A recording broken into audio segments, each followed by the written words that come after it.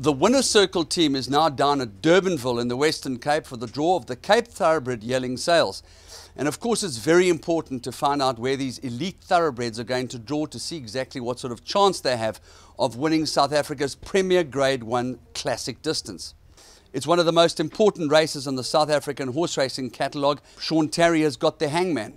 He's the winner of the Dingon's Grade 2 at Turffontein on the 1st of December. And of course a good draw will make it exciting for Sean Tarry and Chris van Niekerk to bring him down here. We're going to have a chance to speak to Sean Tarry immediately after the draw. Then there's Vaughan Marshall. He's won 3 guineas in 3 decades. He's got 2 runners. Michael Bass has got 3 runners. Joey Ramsden's got one of the ruling favourites in the race, King of Pain, the winner of the Selangor Cup. And then Dean Caname, who's won 8 guineas, has got Captain Noir. It's a fascinating lineup. We're also going to have a chance to speak to Dennis Dreyer. But this is the official preview for the 2012 Cape Thoroughbred Yelling Sales Guineas. It's really nice when you've got all the top seeds that have fair draws and there can be no stories afterwards. Yeah, I'm pretty pleased with where we've drawn halfway, and obviously Pierre will have options from there. He's a tough boy, and he's burly, which always gives you confidence when you have to travel. That he shouldn't lighten up too much. Every little bit of success that Chris gets, he deserves. He's a true gentleman. I don't think I could hope for a better patron in the game, and to have another crack at a Group 1 for him, it's always a privilege. Lovestruck, what a name. What made you pick the horse? At the sale, we just looked at it. In fact, I didn't inspect the horse. I just saw it in the ring and said, no, I like it, and I bought it. Impulse buy.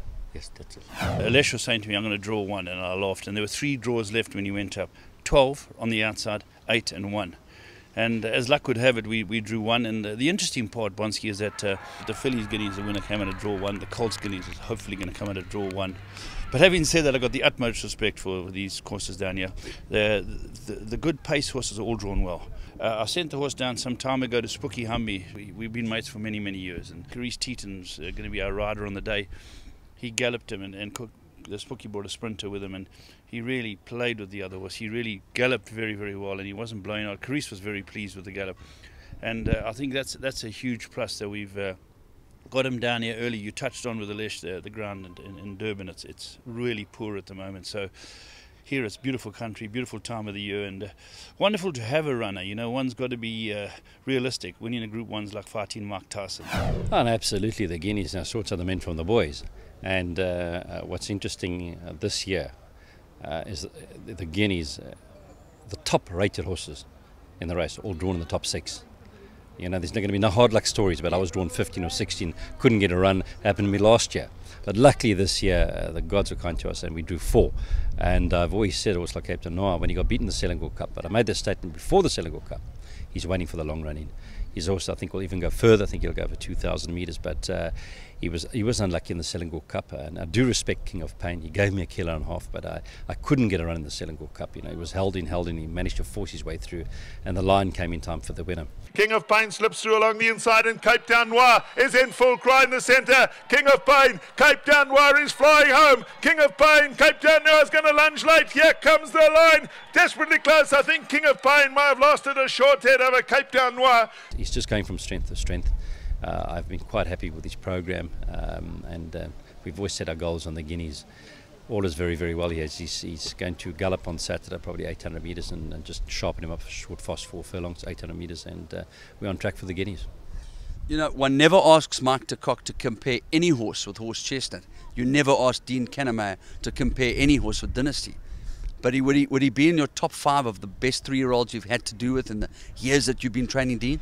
I think he does compare to previous classic winners that I've had, and the Caname Yard, I think we're going for our 8th Guineas win, so we know what it's all about, and we've trained some very, very good classic horses, so definitely falls into that category with lots of scope.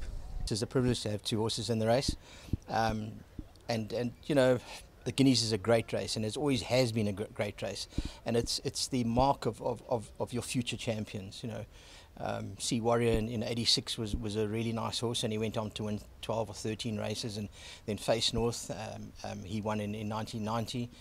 He was a fantastic horse. I think he won 7 out of 10 starts, and then unfortunately was tragically killed in a motor accident. And then of course the great Captain L, you know, in 2000. And do we have to say more about him? Now, Black Toga, very serious horse. I would imagine that he's been specifically prepared for this race. He showed enormous precocity as a 2-year-old. Has he trained on nicely, Vaughan? Yeah, he has. He's done very well. And, there are skeptics about his run the other day, but it was a fantastic effort, carrying the weight that he did against older horses. And he went out there and did the donkey work. And when they came to him, he cracked on, and they had to come and fetch him, and they couldn't get there. That's a wonderful achievement, a wonderful race for a 3-year-old who you are prepping for a major race, And it's not to say that the Selangor is not a good race, or they are top races, and I'm not decrying those horses. But when you're testing a horse to run in the top races, you've got to do that. And I adopted the same tactics with Captain Al. He won an open handicap as well, and you've got to go out there and do it. And he did it to my satisfaction.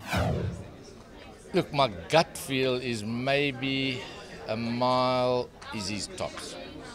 But we haven't drawn too well, but there are only 12 runners, so we got to go for it, and hopefully we won't be doing the dog work. We did the dog work in the Selangor, and he got beat 2 lengths. So if things just go our way a little, I honestly feel he'll be right there. The big 3, as they call them, drawn all alongside of each other. Slightly different weight conditions to the Selangor Cup, but clearly a longer straight will suit your horse just as well as it will suit the other horse, and he's a horse that seems to be getting stronger all the while. Yeah, it's I always find it surprising when everyone says, "Oh, the longer straight, will suit my horse." It's going to suit King of Pain just as much, as you've quite rightly said. And actually, I think he's a better horse sat on, and I'm very, very much looking for the race. I think we've had a great prep. His work's been good, and we'll give him one last sort of breeze at Kenilworth on Saturday, and just try and freshen him up for the big day. Yeah, Andrew Part is a lovely horse. He really is a classy horse, and he's a lovely looking specimen, a beautiful horse. He was never really in the race last time. He get the best of positions in the race, and Glenn said he had him on the fence, and he wasn't happy about having another horse having him tight on the fence the whole way. He is a little bit funny like that. So we're thinking about trying him with some blinkers now before the Guineas, and perhaps we may race him with a pair of scoops on for the race, just to get him a little bit better placed early on. But he's certainly got a lot of ability, and the way he's finished off his last 2 races, I certainly think he's a contender. Just touching very briefly on the gallop this morning with Tevez and Epic Tail. I was standing right on the rail, and they came straight for me. It was quite an uncanny thing, that they come to the outside rail in a gallop. Was that the plan? Not really. I think Tevez has been hanging a little bit lately, and not really quite sure why, because we can't really seem to find too much. So for me at this stage, I probably think Parter is maybe the best of the 2, but hard to say. I think he might be a better horse over a bit further as well. I think a mile is really, definitely will be a better over the Derby trip. The mile is really a little bit on the sharp side for him, but maybe the scoops will help him get a bit better place. And the other horse, does a mile well. He quickens up very well, and he's got loads of ability. So I just hope that we get better draws than we got in the Fillies Guineas today, and we'll definitely be in there with a shot.